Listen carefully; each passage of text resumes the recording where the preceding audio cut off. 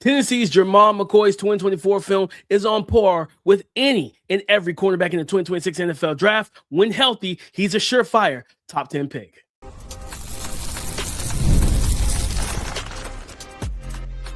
You are Locked On NFL Draft, your daily podcast covering the NFL Draft. Part of the Locked On Podcast Network, your team every day. To the Locked On NFL Draft Podcast, your daily podcast. Cover your favorite draft prospects. Part of the Locked On Podcast Network, your team every day.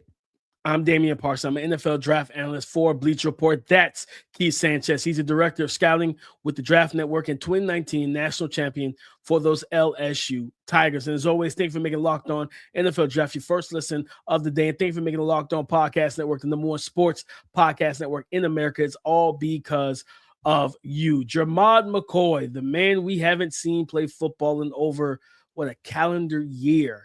Out of Tennessee. We're going to break down his scouting report, give you the pros, the cons, explain the grade, and give you the NFL comps. And this is all based off of his 2024 college football tape for the University of Tennessee. But before we get into that, today's episode is brought to you by FanDuel.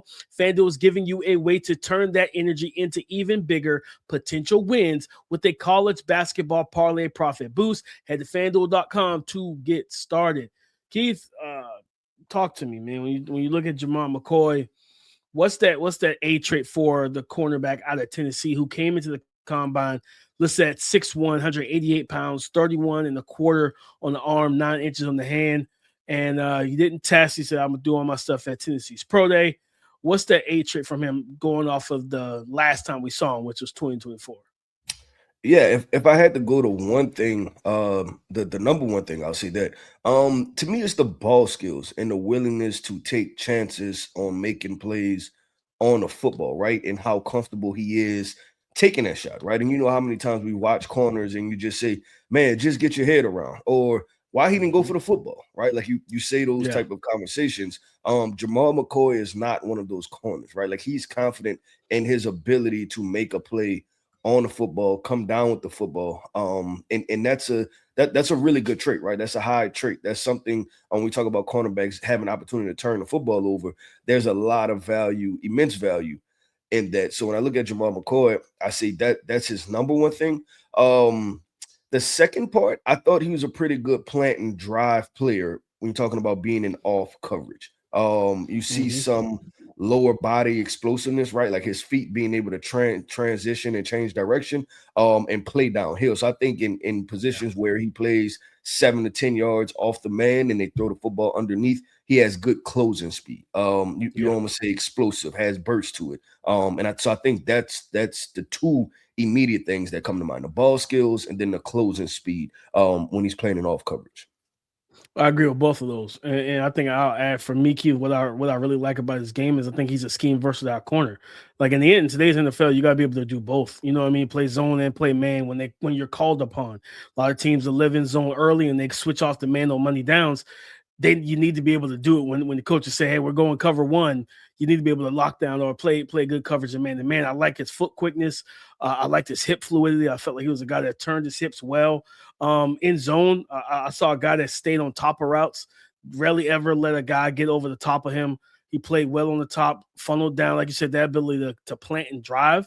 And I think that was what made him so appealing to me is like, just from a zone aspect, it reminded me a lot of Quinion because it's just like I can stay on top of the route, but if you do trigger or throw something underneath, I can trigger downhill and make my way to the ball. Then also you talking about for me, you talking about the ball skills. I look at the instincts when you're watching him in line up in press, but he's actually playing that kind of hook curl or flat situation, and you're running smash concept. And I think he had an interception off of versus smash concept in 2024. I can't remember which game it was. But you saw him be able to bait that quarterback, read his eyes, play the underneath route, the low route, but didn't have the ability to get back over the top and meet the ball before it gets to the receiver on the corner route and take the ball away. I think he gives you the best of both worlds where I can play zone with him and run a heavy zone scheme. If I'm a team like the Seattle Seahawks, who I think they play 80% zone in 2025, if you want to run that much of zone, Jermod McCoy is a cornerback for you. But if you do want to play man-to-man coverage at a higher than 20% clip, he can do that as well. Yeah, it goes to the point you talked about, the versatility, right? And I like that part about him. And I think he's a corner too that can travel. Like if you're playing man, he's a guy that's willing to move around the football field. I've seen that Yeah. on a couple different instances, right? And he doesn't have to be just in one pure alignment, right? I don't think he's a pure, okay, press man is my go-to, right? Yeah. Or off coverage is the only thing I could do. I think the versatility be key. I want to ask you with this versatility, right? Because he's not the prototypical nickel kind of size, Right. right? But do you think he can play some nickel? I think he's got the athleticism and movement skills to do it. I think he can mirror guys and pattern match Mhm. in the nickel. I think he plays with, I think, more than adequate spatial awareness, and that's a big thing about playing in the nickel because you got a lot of space to deal with away from that sideline. So I think he can do it. I think for him, it's just more so. Hey, what I've been asked to do at Tennessee, I think he played in the nickel a few times. It wasn't, if I remember correctly, it wasn't a high amount at back in 2024. I'm gonna look it up via PFF to see how much he aligned in the nickel in 2024. I don't believe it was a ton. I believe he played majority on the outside, but I do definitely think he can do it, Keith. And I think that's, again, just goes into just the different ways you can utilize him, you can deploy him. He was in the slate. It was 20 snaps in 2024. It was 20 snaps, but he played over 600 on the outside. So, like, he, even though it's a small sample size, when I did see him in the nickel, I like what I saw from him. He didn't look like a fish out of water to me. He looked like a guy that was comfortable wherever you place him.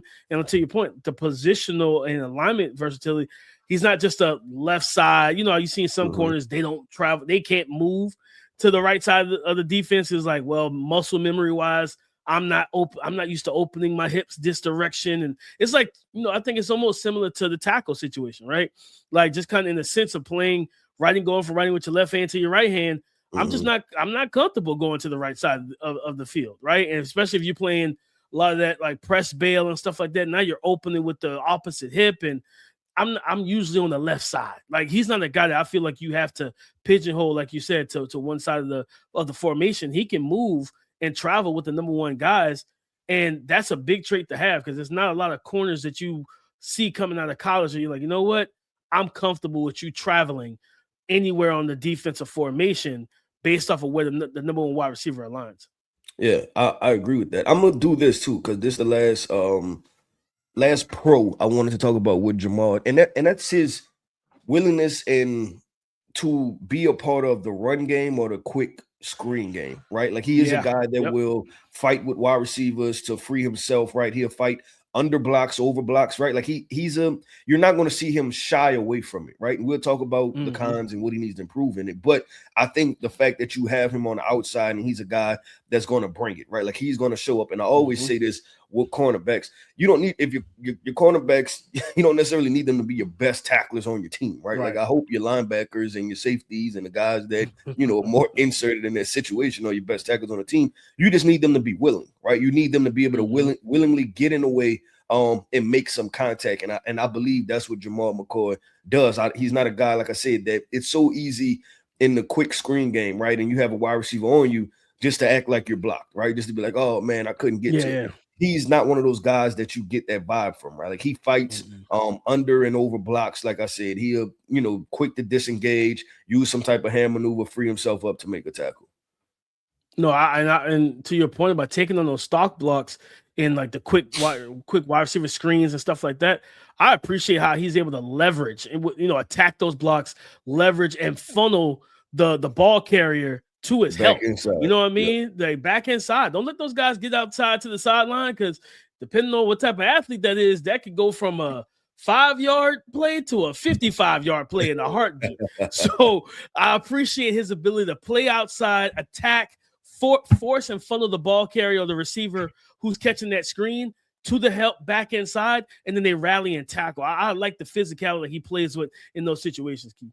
Yep, I agree with DP. Let's do this, man. Let's transition. I hinted at it already. We're going to talk about the concerns with Jermod McCoy. We already know he did not play the 2025 NFL season, so we're going to have that discussion. How high do you draft a guy that did not play the entire year before? How healthy do we believe he is? And everything else concerning Jermod McCoy. We'll talk about that coming up next.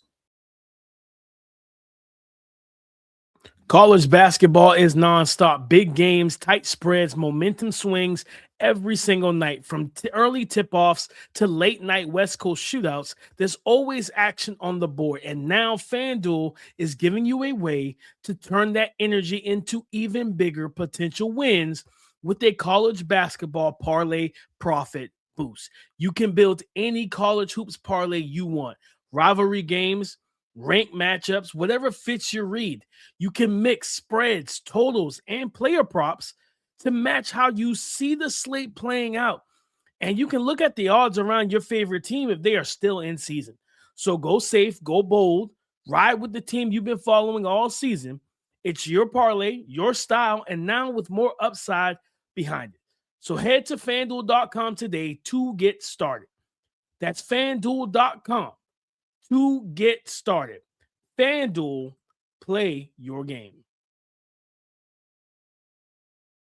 Breaking down the concerns for Tennessee star cornerback Jermod McCoy is what we're getting into next. But guys, join the Everyday Club now with the code MARCH and get your first month free. If you sign up before the NCAA tournament tips off this Thursday, you can compete in our men's and women's bracket pools on the Discord channel. The winner in each will get $100 in Locked On merch. The rest of us can commiserate in the members only chats as our brackets are completely blown up. And as a member of the club, you also get an ad-free version of this show. Again, it's all free for a month with the code MARCH at LockedOnNFLDraft.supercast.com. The cons, Keith, for Jermod McCoy.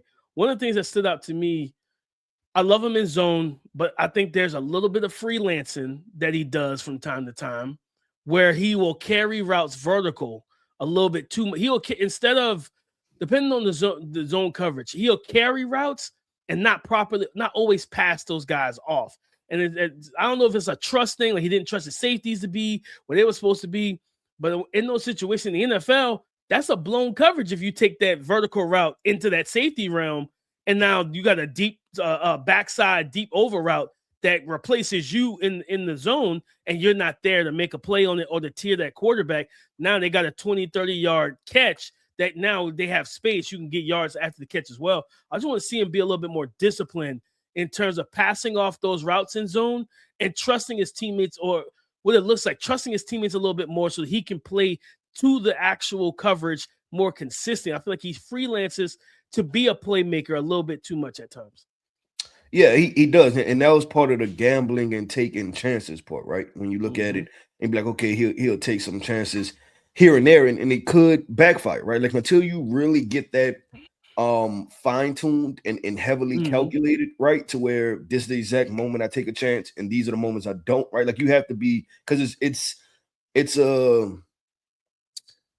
partly, I don't want to say guessing, right? But you're using educated guesses, right? It's an educated guess, I guess you would say. Watching film and things like that. But you do know there's some risk that's mitigated with it, because of one, watching the film, but the other side of that is that you can take a chance on it and be wrong, right? Like you can think, okay, this is a slant, right? And I go back to, man, what was that?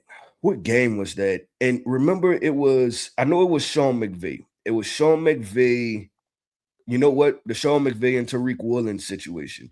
And remember, there was a play that transpired, and Tariq was kind of talking trash to Sean McVay, and he was like, okay, cool, I got something for you. Like, I know what you will bite on. I'm going to give it to you. Like, so, you have to understand it. Like, it goes in that level of in depth of prepping you to hit you with a double move, right? Like in some coordinators spend the entire game running quick slants just so then they could double move you, right, in the third quarter for an explosive play. So just having to understand that. DP, I want to get into the injury part. And not so much the injury of if he's healthy, but where do we fall with having seen him the entire 2025 and not have any testing data points on him? Like I'm trying to remember prospects that we've done this with, to where we don't have a year of them playing and we have no data points. I find it interesting, I think is the best way to put it. Yeah, it's very interesting, Keith, and that's why March 31st is going to be a very big day on those teams in the top 15 scouting schedule, because that is when Tennessee holds their pro day. That'll be the first time everyone will be able to get eyes on Jermod McCoy. I think for me, with the injury situation, I think it's what and I'm telling y'all from what I was told by scouts back in July of last year, that the team felt like he would be back by the 4th or 5th game of the season. And I was like, towards ACL in January, that's kind of optimistic. You know what I mean? I'm like, is either he's Super Saiyan in terms of healing, like he's on Adrian Peterson level of alienism in terms of his DNA, and he just heals at a different rate, or it wasn't as bad of an ACL tear than we thought, right? But it went from that to mid-season to right before Arkansas. He's practicing to we didn't see him at all. So I would have loved to know what went into that process. What kept him off the field, right? Like, was it? And we know, Keith. I mean, I think you tore ACL and everything like that. You know that what their recovery is like. A lot of we know what athletes talk about is trusting themselves more than anything, trusting the need to perform at their highest level and to be at their peak. And if it was a trust thing for McCoy, I understand, right? Like, you want to go out there and put out bad tape, because right now, let's be honest, Keith, he didn't play in 2025. That's actually helping him. Like, you know what I mean? Yeah, like, that's actually helping him a lot. Yeah, and this is, I just find it, I keep going to the word interesting, but when it comes, my approach is the exact opposite of what I feel like the masses are doing, right? Like, it's the giving the benefit of the doubt. Like, oh, you didn't play, okay, it's all good. Like, I felt like we've even had more questions about Derek Stingley's situation, right? Like, and remember, because it was a question of even if he's CB1 or like, should he be a first round? Like, there were conversations until his pro day. I don't think many people are discussing Jermod McCoy. Just like, CB1 or 2, just put him in the first round somewhere and we're good to go. But like, we've seen other players have one great year, right? And then follow that up with a year of like, man, like that was concerning, right? Like, I even think about Davison Igbenegson, right? Like, he may not had a Jermod McCoy-esque type year, but he had good year. And then you'd be like, oh, okay, cool. We expect him to take the next step, right? And then he doesn't. I'm trying to think, like, even, for example, a Greedy Williams conversation, right? Greedy had a really good, I think that was his sophomore year, right? And he was the best corner, but then come the draft time, that third year, and then come the draft time, he fell to the second round, right? So it's like, we've seen this happen before, but it's not happening with Jermod. What I'm thinking is, I keep going to the word interesting, like that, just not discussing. And I think as talent evaluators, we should want every data point and not give the benefit of the doubt. We should be like, okay, let's see what's going on. Like, because we're trying to figure out if he's going to be a really good cornerback prospect or not, which DP, looking at this situation, I was looking at draft history, and cornerbacks are one of the hardest positions to get right.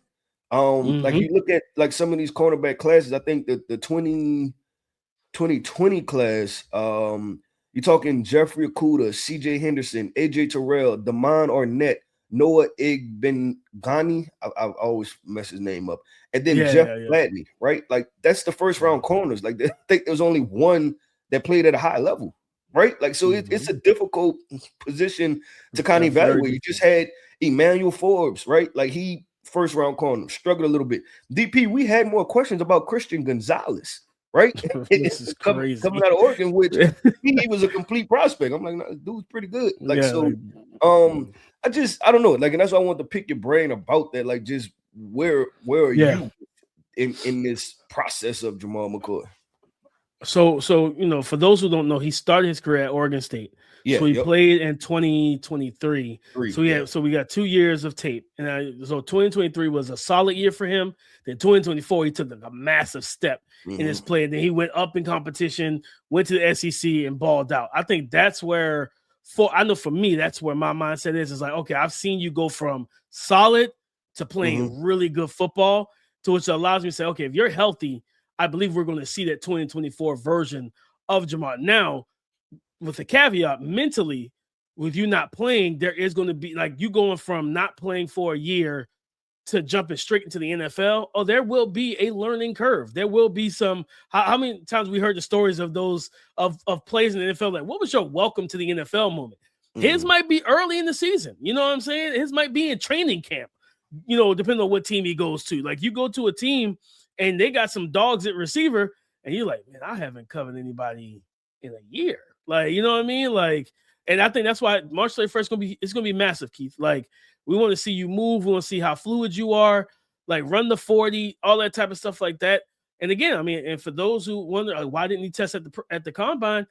I was right there at his podium. Everything he said sounded like it was written on the sheet by an agent. It sounded like he said, "I can go right now. I'm ready." And but it's like it was one of them situations where it's like you felt like they wanted him to read off the script, but he kept slipping off and ad-libbing. It was like, no, stick to the script. Tell him that you'll test at your pro day. And you can see him getting excited. He's like, yeah, I can go right now, and I'm good, and I'm healthy, I'm 100%. And I know if the agent was sitting there, they'd probably lock eyes with him like, shut up. Like, just tell him that you are going to test at your pro day. Like, I felt like I walked away. I was like, yeah, his agent's good. Like, they got him. They told him, nah, we're not doing nothing here. We're going to measure in, and that's it. But that's kind of for me, Keith, how my process is. It's like from 2023, I watched the Oregon State tape.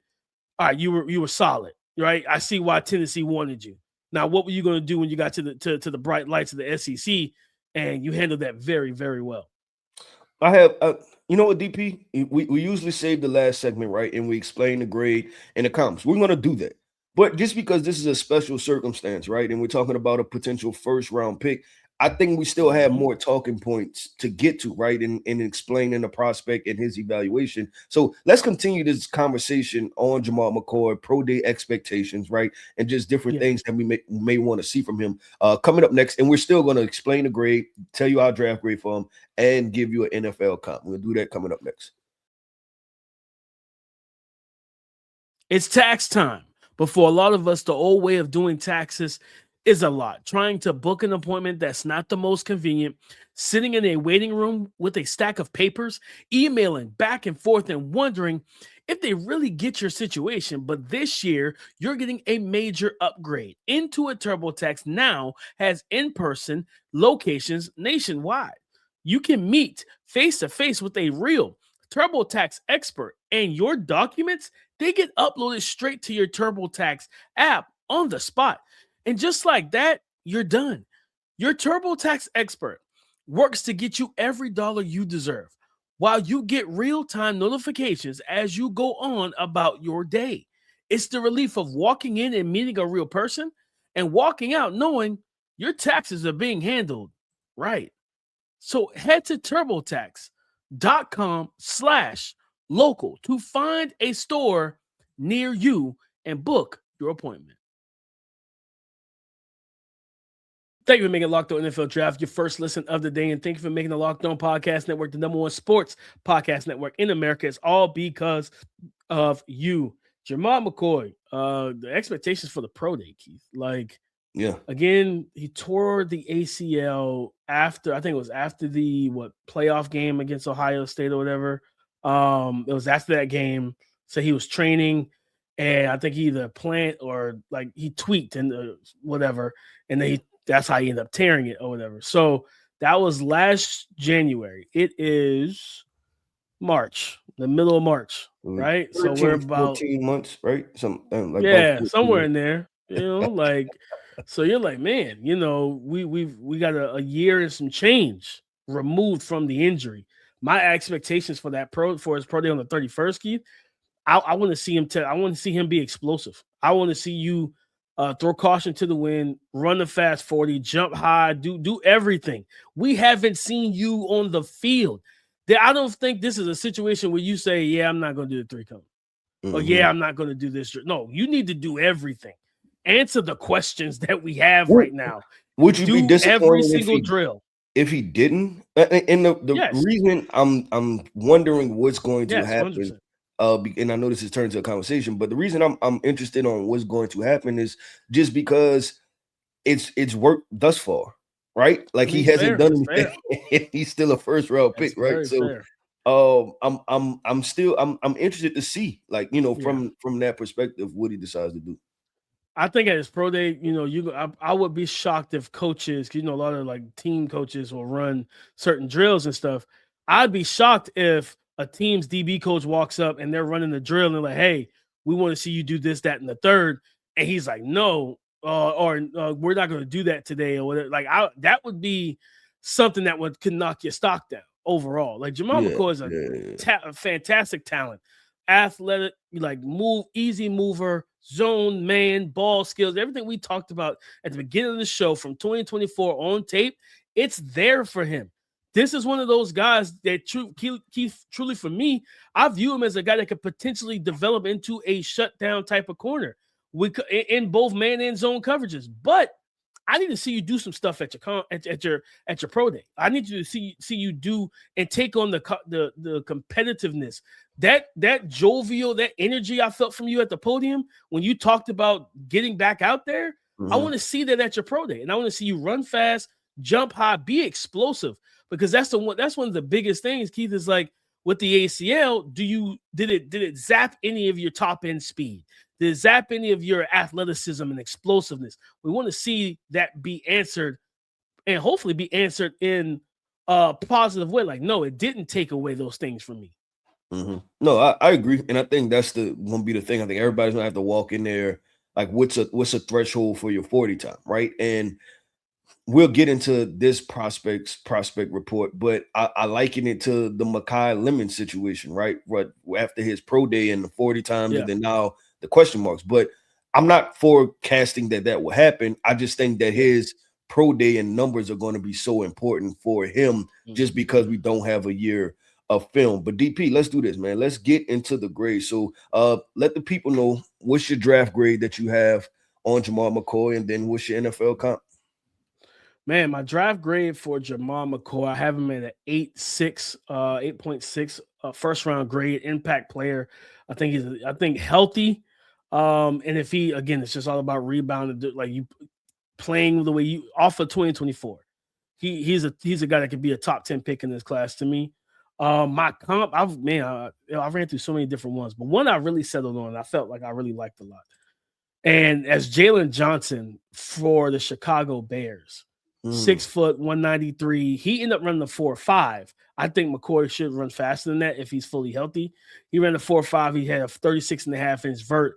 But this is a guy that zone, man, ball skills, instincts. If you remember the clip of him on Richard Sherman's podcast, and they were talking about how I think he got a pick 6, and this was like the 2024 season, I think it was, and 2023 or 2024. And he talked about how, like, Richard Sherman's like just that iconic reaction, like, you did that out of palms coverage, and it was like, yeah, like I baited them into because that was also the season where I think it was the next year where CJ Stroud walked up to him. It was like, hey man, you need to stop telling your secrets or whatever. He was like, what are you talking about? He was like, you gotta stop telling your secrets on them podcasts, man. You're not about to get me, brother. Like, I'm not about to throw that into that coverage and stuff like that. Like, he had such a great season. I think he's battled some injuries. But when he's on, he's one of the better young corners, one of the better corners in the league that people don't really talk about, in my opinion. Yeah, nah, they don't. And he's immensely talented, DP. With a lot there. Like, he can be like, there are times where he plays like an upper echelon corner, right? Like in that top tier. I agree with you with that. DP, I'm gonna go with this. I gave him a 84.5. So a very high second round pick, like right on the fringe of first round. Really liked what I seen on film from 2024. I think there were just more questions that I want answered in man-to-man coverage, because at times I thought that he'd, be a little grabby and, and things like that. And, just consistently staying in phase. Like, I just think there could be more development right in that area, right? Like, just that transitioning and press man, boom, boom, receiver getting to their release, and then, staying in the hip pocket, just get more comfortable with that. But I like I said, I really like him. The comp I have for him, DP, I was all over the place, right? I thought of Jason Verrett from years ago, right? I thought of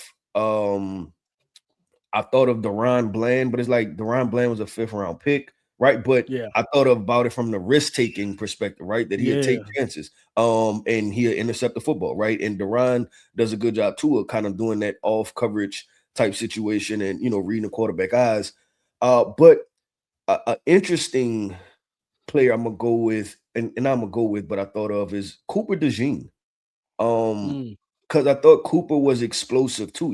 Cooper was explosive. Yeah. I thought he is Yeah. explosive. He is It explosive. has some versatility to him. They came in at the same height weight. I believe Cooper's 6 foot 195 or something like that. They're around the same size, have decent overall length, can make plays on the football. I thought as far as just and it was hard because it's not a direct comp, but more of a usage comp, if that makes sense. And I went with a combination of Cooper DeJean, Deron Bland, and none of those. I think the Cooper one may excite people more because Cooper went higher in the draft, but I had to remove the rounds because, like I said, when I went through the draft history and I'm looking at when some of these first round corners, right, and I'm like, oh man, that didn't work, that didn't work, that didn't work, that was bad, that was really bad, right? Like, so For sure. you're trying to decipher through the good ones versus the ones that went high and didn't pan out well. Yeah, no, 100%. And I think I think so much of it, man, is getting with a team that runs what you are best at, you know what I mean, and everything. And like I said, just going to a scheme that fits you, the what you're asked to do. It's so much stuff that goes wrong for corners in the NFL, you know what I mean? And yeah, a big part of that is, but not only that, it's just like also training in the off season. Like, hey, getting adapted and accustomed to what you're going to be facing on a week-to-week basis in terms of the athletes at receiver. You know what I mean? Like what we saw with Darrelle Revis, I can't remember which year that was. What was it, 08, 09, or whatever year it was, when he was just like locking down everybody. Like, this man had a list of receivers. Like, it's that meme where you got like the Grim Reaper going and knocking on doors and everything. Like, it's like he comes out another door, he knocks on, he's like, well, that person's gone. Like, it's that situation with Darrelle Revis, but that was probably one of the most special cornerback years I've ever seen, because he went up against the best of the best, from Andre Johnson to Calvin Johnson to Steve Smith Sr. to Chad Ochocinco to T. Like, he went against all these guys, and you just see him locking these guys down.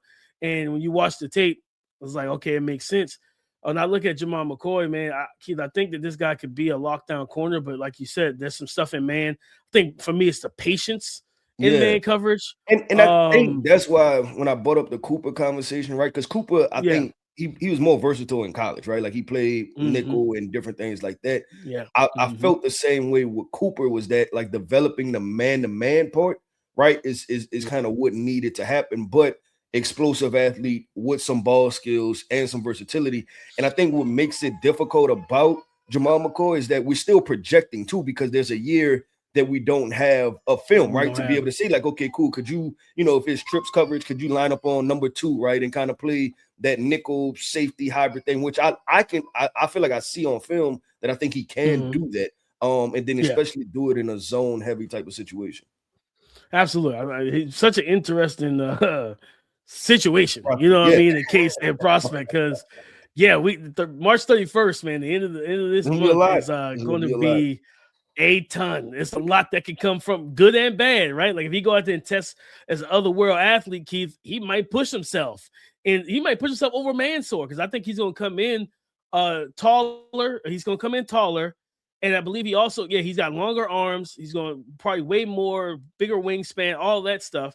So now if you go test well, like, he could push himself over Mansour, which a lot of people, I remember during the summer, like, scouts had him coming into the 2025 college football season as CB1 for the class. They had him as a top 10 prospect. Now let's see what you do with your testing, because that's going to be, like, that's everything for him right now. I agree. With DP, that wraps up another episode, man, of the Locked On NFL Draft Podcast. I want to end this podcast all by saying shout out to our everydayers. Thank you for tapping in with us each and every single day. I am Keith Sanchez. You can find me on X at The Talent Code. That right there is my guy, my co-host, Mr. Damian Parson. You can find him on X at DP_NFL. And like we like to say, man, y'all come talk to us, because we like to talk back. Go subscribe and follow for free on YouTube, wherever you listen to podcasts, to get the latest episode as soon as it is available. Coming up on tomorrow's show, we're going to break down Clemson star cornerback Avion Terrell, the younger brother of A.J. Terrell, star corner for the Atlanta Falcons. We're going to get into his pros, the cons, explain the grade, and the comps on tomorrow's show. So come join the conversation again tomorrow on the Locked On Podcast Network, your team every day.